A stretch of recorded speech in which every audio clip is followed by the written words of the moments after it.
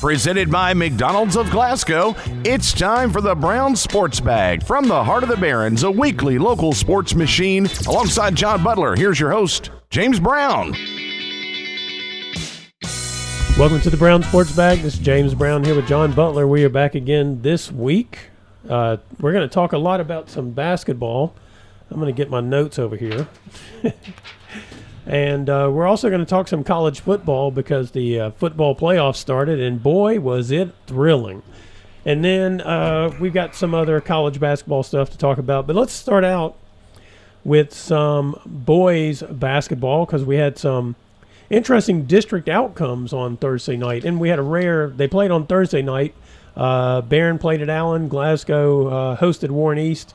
And it was rare because usually those games would be on a Friday. And I don't know exactly why they were on Thursday, but I guess maybe people were getting ready to head off to Christmas and getting all that. I really don't know. But anyway, we had a shocking outcome. We'll start with the Glasgow-Warren East game. We had a shocking outcome. Glasgow beat Warren East 75-71 in overtime. And, you know, the Scotties are without Jarek Martin, their top player. Colby Brewster got hurt in the game they played on Tuesday night, and so he wasn't available for the game, and he had been starting. So that's why I say it's shocking as much as anything else, is they're down a couple of people, and then they show up, and they just played well. They played what they looked like the team that played in the district tournament last year. For people who missed that, they had a losing record headed in the district tournament and just turned it up in the tournament, and you got a chance to see what kind of team they could be. And that's what they looked like Thursday, I thought, against Warren East. Well, they went 2-5 for the week, but they picked a good one to win. Yes, they did. That's right. I mean, that's of all the games to play. They played 5 games that week. That's the one they needed to win, and may have been the biggest surprise of the week too. 75-71 in overtime. They had 4 people in double figures, led by Jalen Bradley had 29. Yeah. 12 of 15 from the foul line. Yeah, that's really good.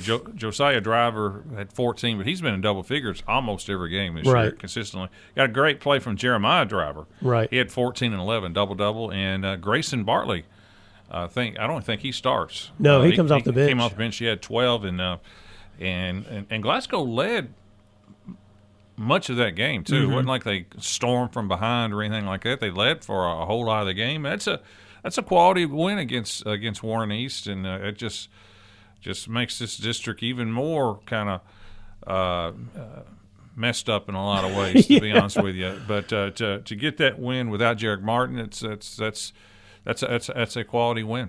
Well, and you mentioned messed up because headed into the week, I mean, it had come, and I think we even mentioned this on the show last week, it had come to be that Warren East looked like just clearly the best team in the district. The Friday before, they had beaten Barron County, took control in the third quarter, and so they just looked like the best team. They certainly looked like they had the team with the best player in Caleb Prince, and then maybe even the second best player in Bratcher, but Bratcher did not really play well against Glasgow. He didn't shoot the ball well.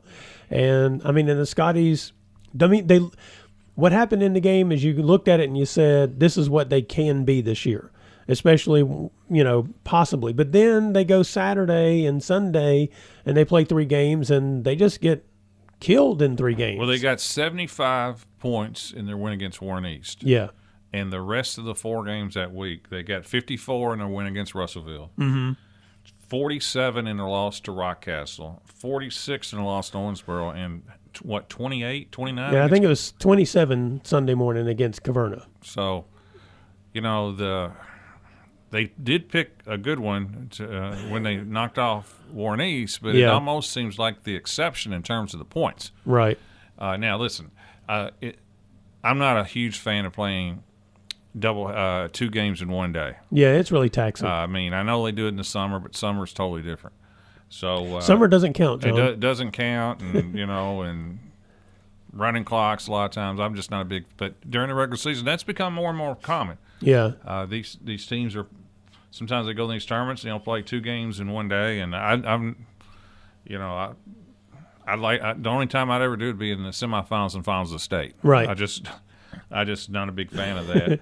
So because if you're missing somebody for whatever reason, or somebody gets hurt, you can lose several in like a 2-day period like that. Right. So I don't know anything about the Rockcastle Warrensboro games. The stats aren't online, or the Caverna game that happened Sunday morning, which is a weird time to play too. Yeah. But all in all, even though Glasgow's 2-7, I would still deem the week a success because of the Tuesday-Thursday wins, and particularly the win against Warren East. Yeah.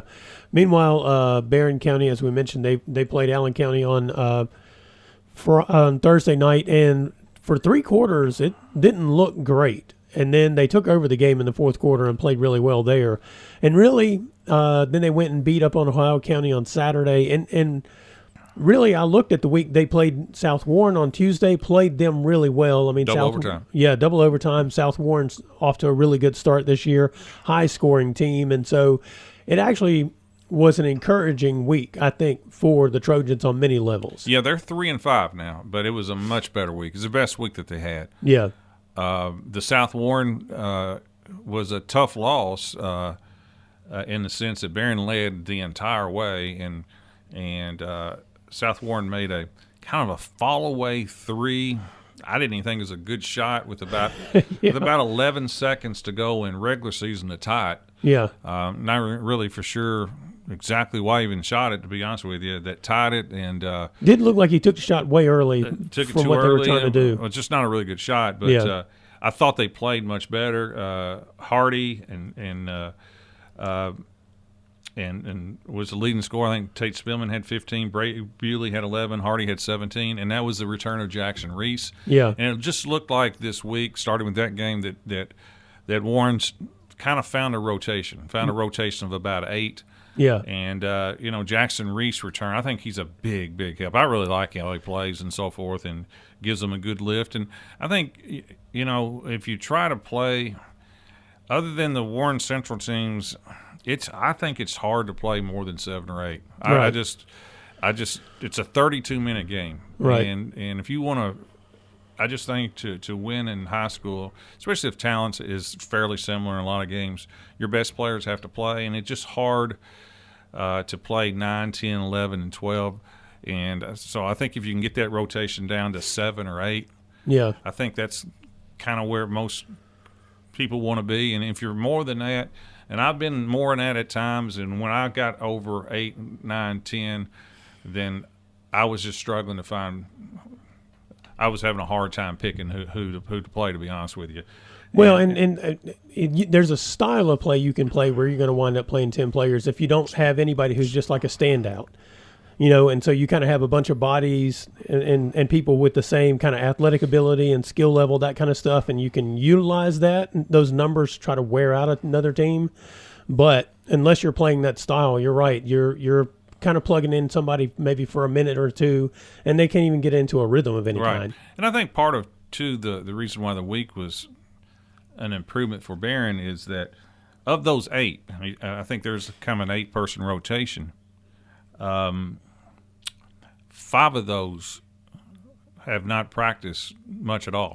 Right. You had the 4 football players. I forgot Gavin Nunn played football. He Yes. came out late. Yes. So you had Bewley, and you had Spillman, and you had Waylon Clemens, and then you had Gavin Nunn. Those are 4 of their top 8. Yeah. And then Jackson Reese has been out with the wrist injury. Yeah.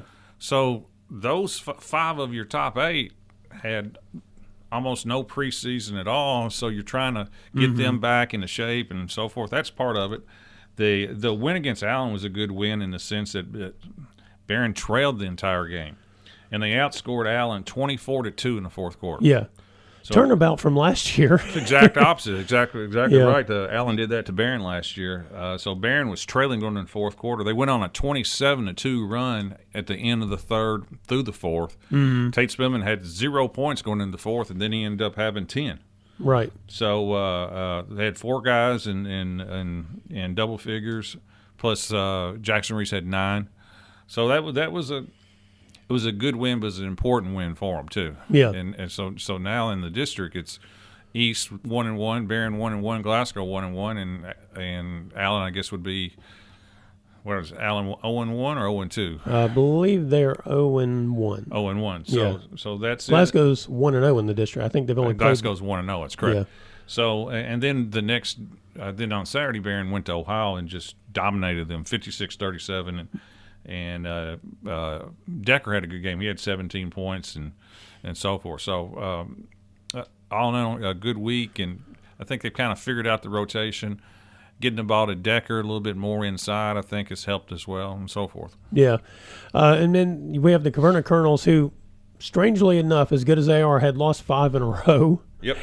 Until they beat Glasgow on Sunday morning. And they've had players in and out of the lineup, and not playing at all ever since the Greene County game. I'm not sure exactly what's been going on there. Some of them was from the scuffle that happened in that game, and they had been suspended, whatever, for being kicked out of the game. I'm not sure what the others were, because I know on Saturday that Caverna lost 2 games, and Jalen Crane didn't play in either one of those, and I don't think Kenyon Martin played them, and I think Cortavian Maxey missed one of them. All of them played against Glasgow on Sunday morning. I'm sure Coach Stockton with the Scotties was like, well, thank you for that. Couldn't they have missed this game too, probably? Which, certainly contributes, because we've seen, they beat Barron handily when they played them. When they're full strength, when everybody's on the court, they're a really good team. Yeah, they're 0-2 in the district. Because after the Greene debacle, they lost Tuesday at LaRue, close 58-52. Yeah. But I don't know if anything happened in that game, right, that caused whatever happened Saturday or not. I don't know, to be perfectly honest with you. But yeah, they're 4-6 and had lost 5 in a row, which is a little surprising considering their talent. But there's some circumstances involved in all that too. Yeah, that's with some discipline issue and so forth that they're going to have to get figured out. Right, maybe they have. Yeah, well, and also those 5 in a row were 5 pretty good teams. That's including Owensboro Catholic that they lost to on Saturday, and Greene, LaRue. I guess Mercer County's probably South pretty Oldham. good. South Oldham. So it's you're not full force. You're not don't have all your troops, and you're fighting against teams that are pretty dadgum good themselves. So you get some not great results, but as you just pointed out, the key is they're 0-2 in the district.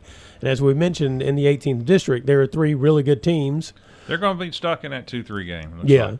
And so they're going to be in that. They're going to play either Greene or LaRue. Yeah. But if you're in the 2 or 3, Hart's going to be the 4th, it looks like. Yeah. And so it's going to be, I guess there's, that first game in the district is the most important game of the season, as people like to say, but also there are easier ones than others. There are easier paths. Yeah. than playing in a 3-team loaded district. Right. Anything else on the boys basketball that you can think of there, John? No, Barron leaves for Vegas. Yeah. Day after Christmas, and they'll play 4 games out there, so we won't see them for a while. And I think Glasgow, I think they're in another local tournament, aren't they? Yeah, after Christmas, I believe. Yeah. And I'm not sure about Caverna. I don't remember exactly how they line up. For the most part, I don't think any of them are in this neck of the woods, and we really won't see anybody until January 3rd. All right, this is Brown Sports Bag presented by McDonald's of Glasgow. We'll be right back. Presented by McDonald's of Glasgow, it's back to the studio with James and John, the Brown Sports Bag.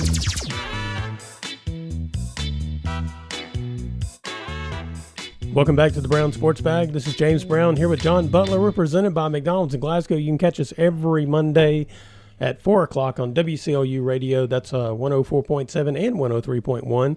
And I promise these things will be back online here soon. Let's talk a little bit about some girls basketball, John. If you look, and we talked about this last week, if you go back and you look at the Barron County Trojanettes opening game that they ended up losing because they didn't play well in the fourth quarter, really, especially the last couple of minutes at Greene County. And you look at the team that has developed since then, you would think, you would just be shocked that they had lost the game, to be honest with you. I think you can make the argument that they're playing as well as anybody in the region, outside of perhaps Franklin, who's playing really well right now and just beating some good teams in that Bullet East tournament. They're still undefeated and just knocked off Notre Dame, who's really good, and so forth. But I do think Barron is playing as good as anybody else, maybe better. 7-1. They're very good defensively. Yeah. That's the one thing that I can tell you with a certain. They are extremely good defensively because they're long. Atkinson, Elmore, Geralds, and Bird can really guard anybody on the court. They can guard guards and post players and shooters because they have that length and so forth. And plus, Piper's playing a little 1-3-1 zone too when they need to. So they're very versatile defensively, and they're hard to score against. The question with Barron is, can they score enough points to beat the quality teams? Right. And at times they show they can. E-Town's only loss this year has been to Barron. Right. And when Barron did put up over 70.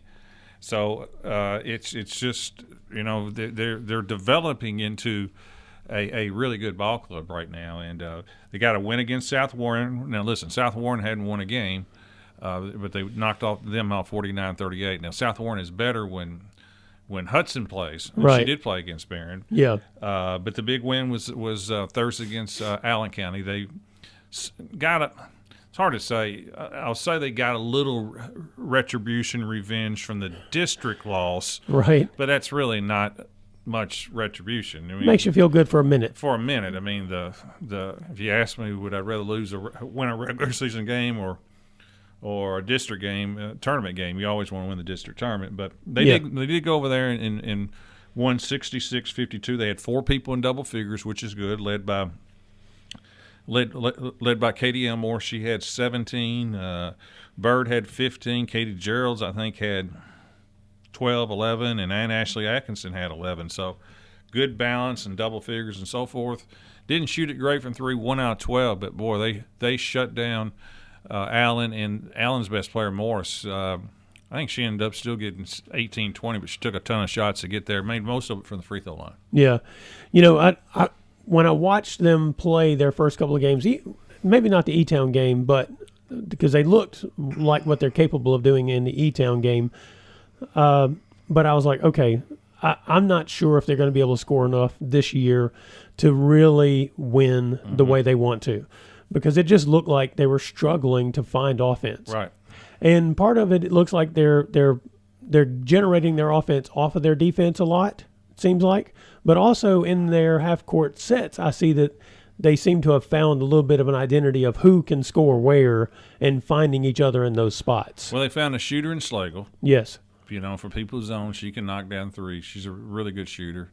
And Bird is potentially a very, very good offensive player. Right. Because she can shoot. I think she's shooting 40% from 3. Mm-hmm. She's also athletic enough to get in the lane and score. And so that part is those two are developing. And then when Geralds and Elmore, when they're putting in double digits and Atkinson as well, that's when they become very difficult to beat when you have that balance.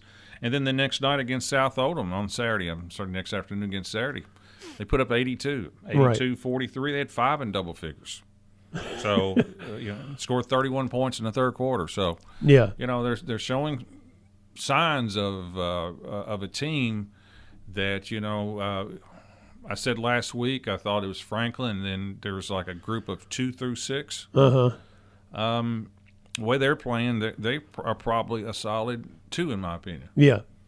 I vote in the Daily News poll, and the last 2 polls I've put them as the number 2 team. Mm-hmm.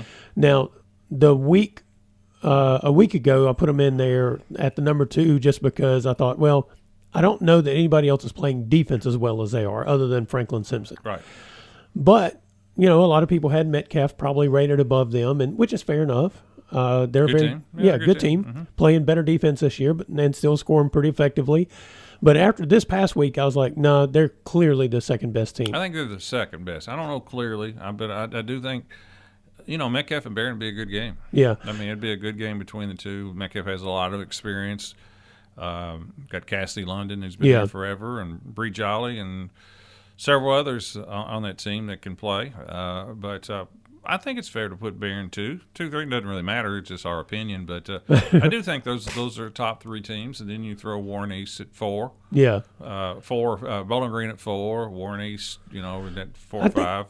Bowling Green, I think, is still without Wardlow, and I don't know how long she's out. If she's out, that really hurts them quite a bit. That's a big loss. Yeah. Yeah.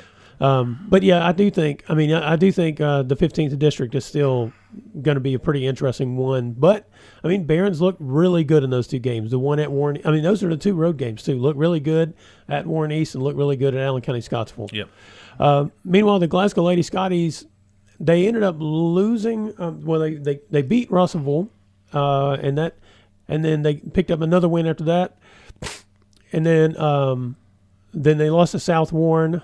Not South Warren. They lost to Warren East on Thursday night. And really, they ended up losing by 11. And as I watched the game, I thought to myself, they're not as far away as it looked a couple of weeks, a week ago. I agree with that. And then they lost to, I think, Breckenridge County. Yeah, which 53 to 20. Yeah. Breckenridge is one of those, seemingly they're always good in the third region. A good team. They got generally a good team. That's correct. Yeah. With Glasgow, they were very competitive against East. That's the win against Russellville. That's good. Russellville's not that strong, but still getting a win is a win. The East game was very competitive, 45-38, and the I guess the issue that's I can't tell if this is an issue that you can go, well, listen, they're playing this close, and if they can obviously improve on this, they're going to be right there and beat some good teams. Or is this just an issue that they're not going to be able to overcome? Against East, they didn't have anybody in double figures, but they had several people between 9 and 4. I guess that's good. Yeah. But they were 6 out of 17 from the free throw line. Yeah. So when you lose by 9 and you miss 11 free throws. Yeah. And for the year, they are 53 for 106, 50%.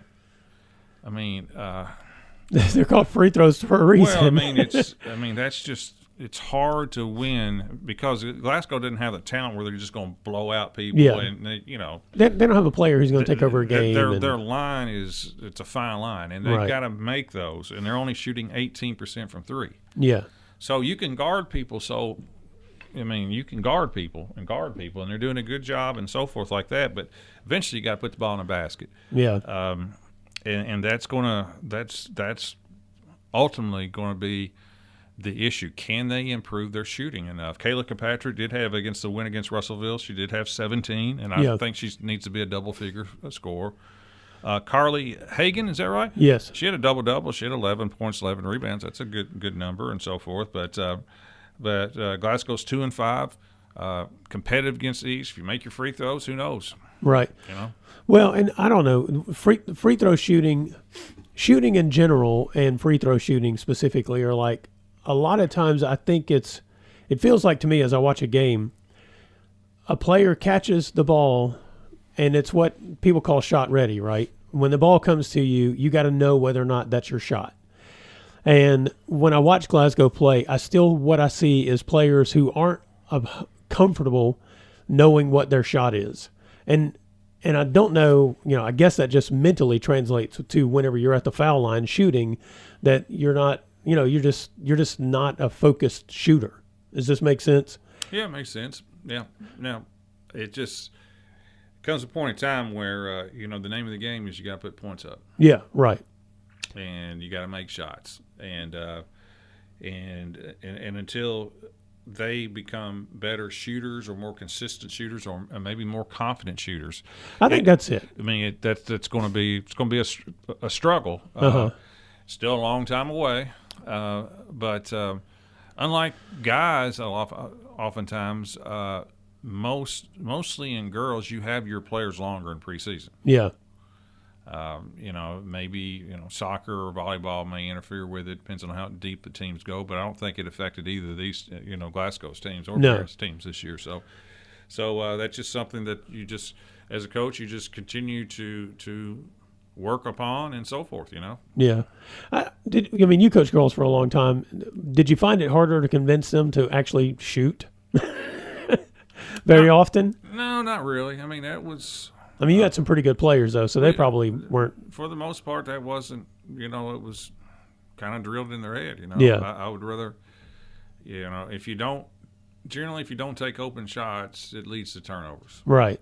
And, I always liked shooting a three and things like that. So, I didn't really have a problem with taking shots. Now, some teams were better than others at making shots, but for the most part, I learned after it didn't take me long. It took me when I first started coaching. I was all into defense and so forth. The defensive principles and blah blah blah blah blah blah, and I had a change. I can't remember when, but I remember listening to the coach at UConn talk, Gino. Right. And he made a really good point about it. And he said, that he restructured his practice a long time ago to make it offense was about 60 to 70% offense, 30 to 40 defense. Is that right? And I was the opposite. And I think most coaches at one time are the opposite. Yeah. But offense is skill. Yeah. And you got to work on the skill. Oftentimes you can get by with defense if you just play hard. Right. Just play. If you can get them to play hard defensively and rebound, I'm not sure. That's that part. I think you can probably accomplish that a little bit more. But offense, the ability to dribble, the ability to pass, the ability to shoot is reputation and confidence. Yeah. And I kind of figured that out after a year or two, and we were pretty good defensively, but we were stuck in the 40s, and that really wasn't working.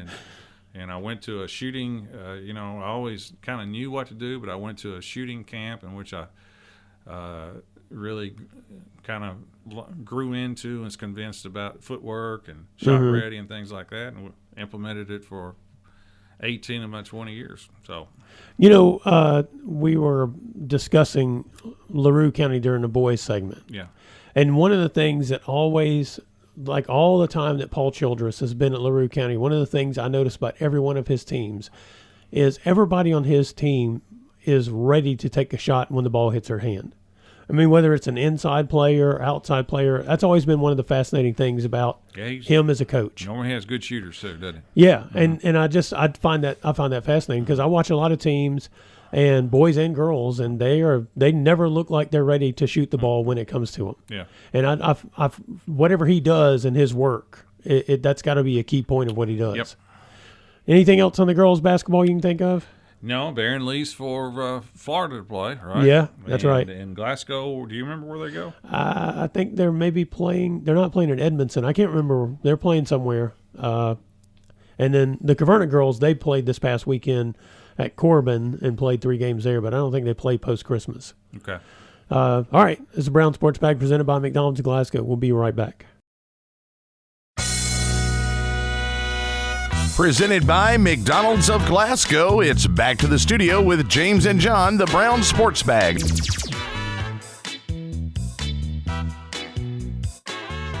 John, welcome back to the Brown Sports Bag. The college football playoffs got underway Friday night, and when they decide to play again in almost 2 weeks from the finish of the last game, not from the time of this show, it's only a week, but nonetheless, if it goes like the first 4 games, this might be the worst experiment in college football history. Well, yes and no. Okay. I like it. The 12 team. I think they got it right with 12 teams. I do like the playoff, and I like the format. They just didn't have it seated right. Yes. I mean, and to be honest with you, they probably had some teams in that shouldn't have been in. Well, and I think they put too much weight in the getting in on winning the conference championship, and it wasn't because of the weight. It's because that was the rule. They had to let them in.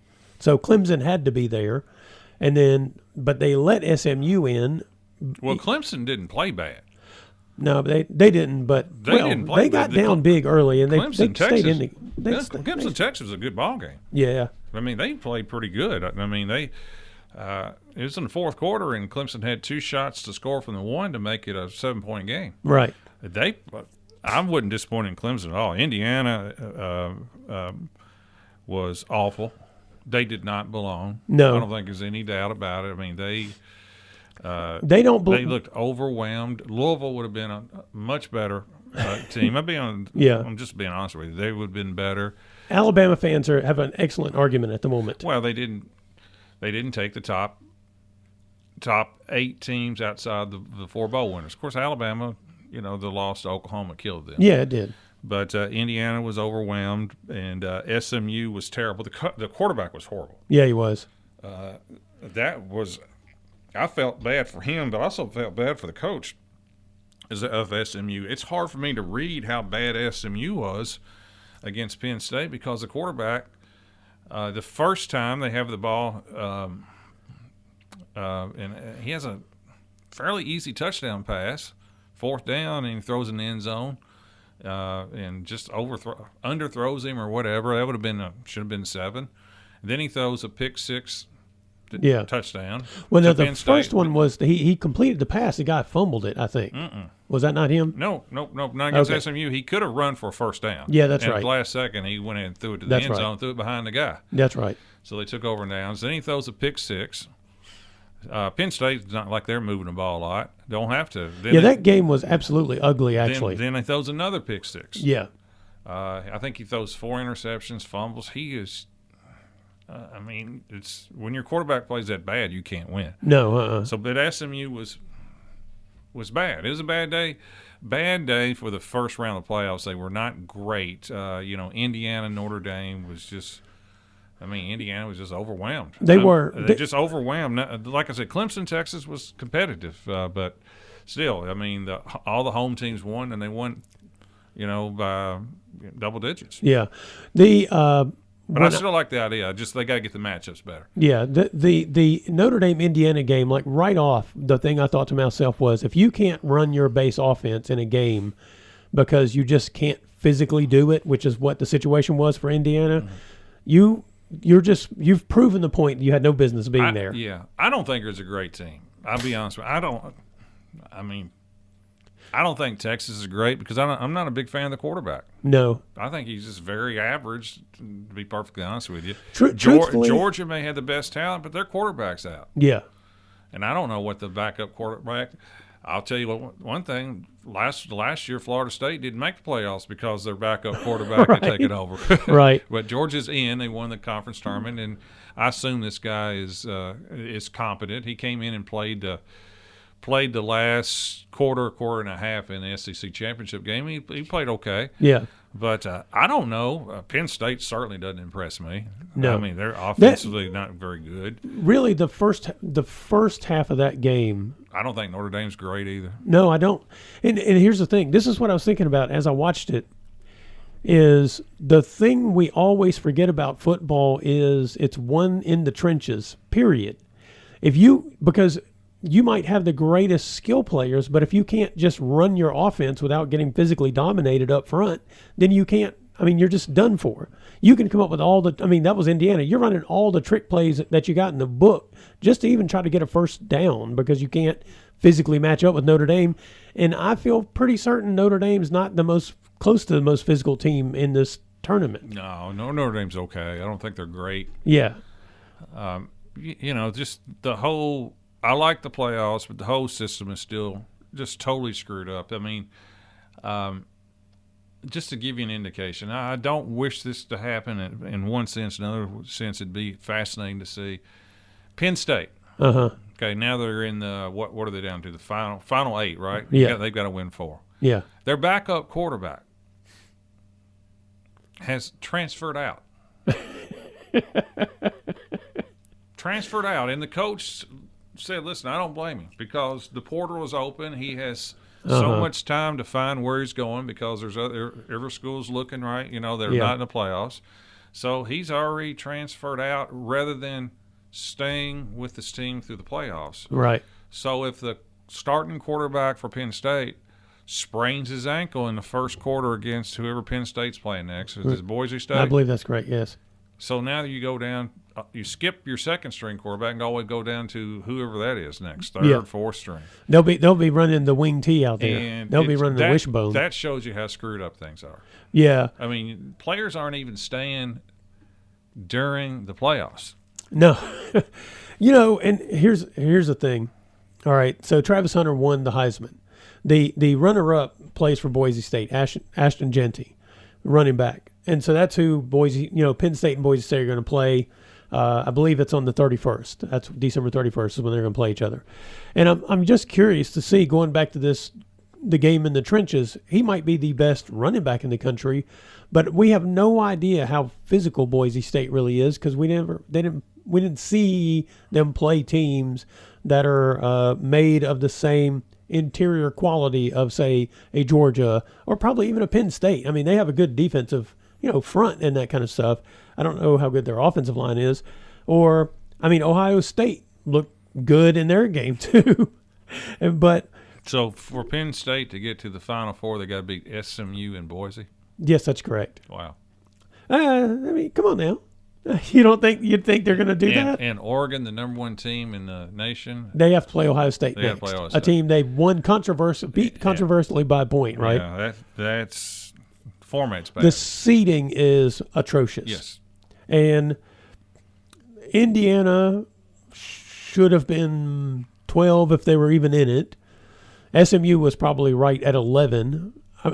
I don't think SMU was as bad as they looked in that game. Not only the quarterback was just he terrible. had a terrible day. But we've also seen him in a couple of games have outstanding days. I mean, Louisville got to see that firsthand. Yep. I don't think maybe there's not 12 great teams. No, there definitely is not. I've already proven my point. I can't identify one great one. Right. And I don't, maybe the transfer portal has spread out everything, but there doesn't appear to be a great team. No. I mean, you can't hoard players anymore, so maybe that's what you're going to get. Just more. It's in a way this playoff comes about at a right time to mirror college basketball in a sense, in that. But you shouldn't lose players while you're in the playoffs. Well, but the problem is the portal, not the playoffs, right? It's correct. It's portal. The window of the portal. It's all part of the system, though, right? It'd be like Mahomes leaving. Free agency being in December. That's correct. Which is what we have right now. Yeah, it's very fixable. I don't understand how they got to this mess. Well, they should just move the portal to after the spring signing period, right? I guess they're afraid to go to court and a player lose that one. A player will win that one too.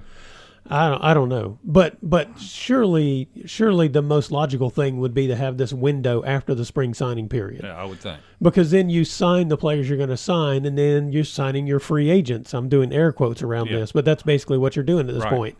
And now you have a window. Now the problem is all the college football coaches won't like that because they think that spring thing is the most important thing on the planet, right? Because that spring signing period is for the next incoming class, the next fall or whatever. But that would at least give us a window. I mean, that still would give them 4 months to get them ready. If they can't do that, then they don't need to be coaching college football, maybe. True. So who do you think's going to win it, John? Don't know. Yeah, I really don't know. I have no clue. The way Ohio State played the other day, maybe they're the best, but I don't know. I mean, I'm not. I like Georgia's toughness and so forth. Yeah, and they've got great talent. I don't know about the quarterback. Well, I mean, Beck was hit and miss anyway. I mean, Oregon, I don't totally believe in just because I haven't watched a lot of their games. Yeah. But. Now, they do have maybe the most electrifying player, Tez Johnson, the wide receiver. He's a lot of fun to watch. Okay. But I don't know how good. Going back to the age-old thing of the trenches, I'm not sure how good Oregon is in the trenches. And the Big Ten is, if Indiana was the second best team in the Big Ten this year, then the Big Ten's not great. Right. So maybe Texas, but like I said, I don't believe in their quarterback either. No, they've had some issues offensively, I think. I guess if I were to go, and I didn't look at the bracket to see how it really breaks down. If I were to pick, I'd like to see Georgia and Oregon in the national title game if the bracket works out that way. I think it would because that's 1 and 2, I believe. So I think that would be the national title game I would like to see. What about Boise State? They're not going to beat Penn State. I was just hoping maybe Ashton Jeanty will go out there and run for 350 yards. And I'm for Boise State. They are the underdog left. Yeah, that's who I'm for. All right, this is the Brown Sports Bag presented by McDonald's of Glasgow. We'll be right back. Presented by McDonald's of Glasgow, it's back to the studio with James and John, the Brown Sports Bag.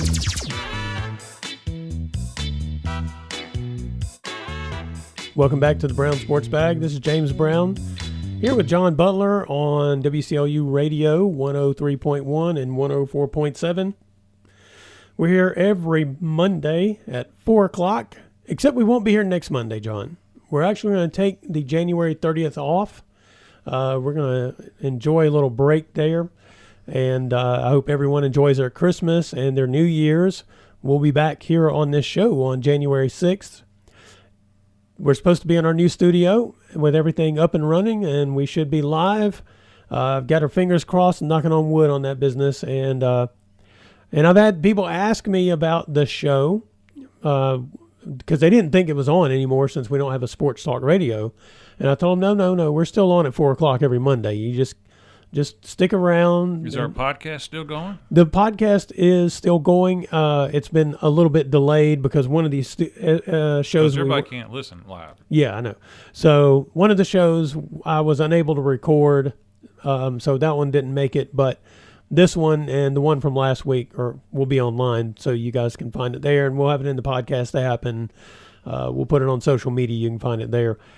John, the college basketball is still going on, and Kentucky took a heck of a lump from Ohio State.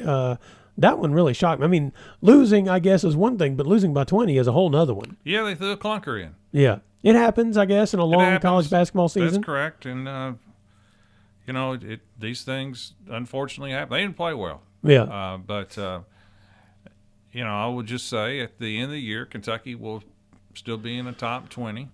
I still think they're a legitimate Final Four team, but they will have anywhere between 6 and 8 losses. Yeah. They're going to lose. Is Ohio State a great team? No. I wouldn't change – if I'm Kentucky, I wouldn't change teams to Ohio State in any way, but give them credit. They outplayed them, and just Kentucky never got in any type of rhythm. Yeah. None at all. And, again, what I liked about Kentucky was what happened afterwards. Mark Pope, very calm, no excuses, but, he wasn't throwing tantrums or anything like that either. Blaming the media. Didn't do any of that stuff. Right. So was I surprised? A little bit, but, these things are just going to happen. I mean, this is a year in which UConn, which is obviously the favorite to win another national title, I would say, or at least coming out of the gates they were, they've had a rough patch too. Well, they lost all 3 in Hawaii. Yeah. And so, this is the team that has seemed to defy the way that men's college basketball is supposed to go right now by winning back-to-back national titles and turning over a chunk of the roster. And so, yeah, you're going to have some – like you said, is Ohio State a great team? I mean, no, but, I think their record is 9-3 or something like that, 8-3, I think, coming into that game. And so, obviously, they're not a bad team either. They're not bad. But I don't – we were discussing this in the college football side. Maybe there's not a great team. I think we're in the age of that in men's college basketball. You have very good teams. You have good teams. You can get to the tournament, and if you know how to manage the tournament, maybe you can win the tournament. Yeah, I mean, it's. I don't think there are any more the great teams. It's hard. Connecticut was pretty darn good, though. Yeah, they weren't. Well, 2 years in a row, they basically dominated they were pretty the tournament. Good. But like I said, I think Kentucky is for real. I think Duke is really good. What I've seen so far. Yeah. Those two, Auburn, Alabama, Tennessee are obviously good. Yeah. It could. You just never know who's going to jump up or whatever. But if I'm a Kentucky fan, I wouldn't lose any sleep over that. Yeah. Because the way it probably happened is they were probably going all their different directions after that game Saturday. I assume this was probably the last game. They'll meet back up on December 26th, go home for Christmas and so forth. You just never know how people react to things like that. Right. In Louisville, how are things holding up for the Cardinals there, John? For the Cardinals, big win against Florida State. Yes. That was a great win for them. And coming off the Kentucky loss in which they played well, but they went down there and put up close to 90 points and shot it really well, shot it like 50% from 3 and got a good win at Florida State. And, right. I like Pat Kelsey. His team playing hard. They're shorthanded, but that's a good win. That team would not have beaten – the last two teams from Louisville would have been blown out, I can tell you that. Yeah, they may not have made the trip. That's correct. And WKU still playing well. beat Kentucky Wesleyan by 20. I mean, you should beat Kentucky Wesleyan by 20. I think they've won, what, 5 in a row, 6 in a row, something like that? Yeah.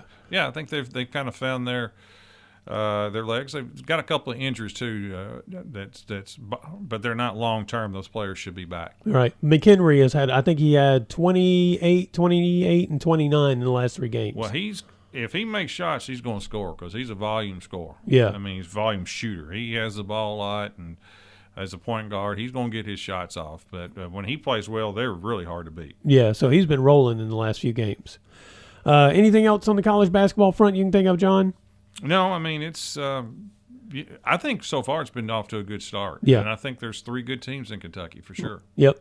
All right. This is Brown Sports Bag presented by McDonald's of Glasgow. We'll see you guys again, or you can listen to us again in a couple of weeks here on WCLU Radio 103.1 and 104.7. Merry Christmas.